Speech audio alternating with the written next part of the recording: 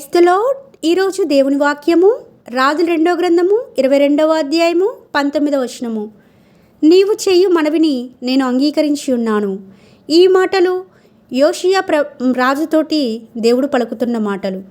యోషియా మరి 8 ఏండ్ల వాడయి యెరూషలేము నందు 31 సంవత్సరములు ఏలడట. చాలా చిన్న వయసు కదండి. రాజులందరిలో తక్కువ వయసు గలవాడు ఎవరైనా ఉన్నారంటే ఈ రాజే అండి, యోషియా రాజు. మరి ఈ రాజు ఎలా ప్రవర్తించడని చూస్తే యెహోవా దృష్టికి యథార్థంగా నడిచాడట. కుడి ఎడమలకు తిరగక తన పితడుగు దావీదు చూపిన ప్రవర్తనకు సరిగా ప్రవర్తించాడట.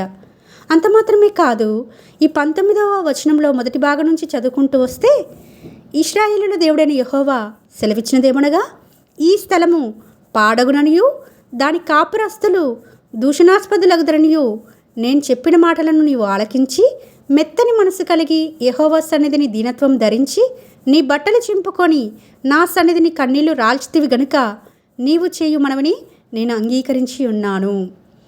ఎప్పుడైనా సరే దేశంలో ఒకటి రాబోతుంది, దేవుని ఉగ్రత, దేవుని కోపము అన్నప్పుడు ఈ రాజు వలె ప్రవర్తించినప్పుడు ఆయన మనసు ఎట్లాంటిదట? మెత్తని మనసు అట. అలాంటి మెత్తని మనసు కలిగి దేవుని సన్నిధిలో దీనత్వం ధరించి ఆయన బట్టలు చింపుకొని ఆయన సన్నిధిని కన్నీళ్లు కారుస్తూ ప్రార్థించాడు గనుకనే దేవుడు ఆయన ప్రార్థనను అంగీకరించి ఉన్నాను అని చెప్తున్నాడు. ఆల్రెడీ నేను నీ ప్రార్థన అంగీకరించి ఉన్నాను అంటున్నాడు. అంగీకరించేశాడండి. చూడండి దేవుడు ఎంత గొప్ప దేవుడు మన దేవుడు. మనము దీన మనసు కలిగి మెత్తని మనసు కలిగి ఆయన యుద్ధం మొర పెడితే దేవుడు కనికరం గల దేవుడు, కృపాసత్య సంపూర్ణం గల దేవుడు, దయార్థ హృదయం అంటే మన దేవునిది. కానీ అనేక సార్లు మన ప్రజల మీద కావచ్చు, మనకు తెలిసిన వారి మీద కావచ్చు, దేవుని ఉగ్రత రాబోతుంది, మన దేశం మీదకే ఆ ఉగ్రత రాబోతుంది అన్నప్పుడు ఎంతమంది రాజు వలె మెత్తని మనసు కలిగి దీనత్వం ధరించి బట్టలు చింపుకొని కన్నీళ్లు కారుస్తూ ప్రార్థన చేస్తూ ఉన్నాము. ఎటుపోతే నాకేంటి, ఎవరికి ఏమైతే నాకేంటి అనుకునేది విశ్వాసమే కాదు, క్రైస్తవులకు ఉండవలసిన లక్షణమే కాదు. ప్రతి ఒక్కరిని ప్రేమించమని దేవుడు చెప్తున్నాడు.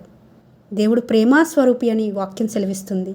ఆయన ఎవరిని గద్దింపక ధారాళంగా జ్ఞానం దయచేసేవాడు. ఎవరైనా నీ ఎద్దకు వెళ్ళి మొరపెడితే మీరు నాకు సంబంధించిన వారు కారు, నా దగ్గరికి రావద్దు అని త్రోసివేసే దేవుడైతే కాదండి. ముఖం చాటేసే దేవుడు అంతకంటే కాదు.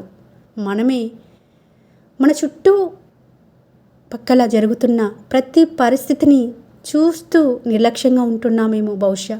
ఈ రోజున ఈ యోషియా రాజు వలె మనం ఉండాలని ప్రభు ఈ దినమున మనందరితో స్పష్టంగా మాట్లాడుతున్నాడు.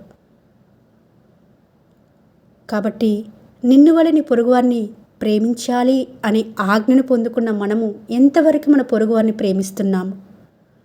వారు దేవుణ్ణి ఎరగకుండా ఈ లోకం విడిస్తే ఎక్కడికి వెళ్తారో మనకు తెలుసు. కానీ వారందరి కోసం మనం భారం కలిగి ప్రార్థించగలుగుతున్నామా? ఆ విధంగా ప్రార్థించాలని మన యుద్ధ నుంచి దేవుడు కోరుకుంటుండగా ఆ విధంగా ఉండి దేవుని యుద్ధ నుంచి ఈ విధంగా ప్రార్థనకు జవాబు పొందుకునే వారుగా ఉండాలని ప్రభుపేట మనవి చేసుకుంటూ మీ సహోదరి ఎలిజబెత్ రాణి.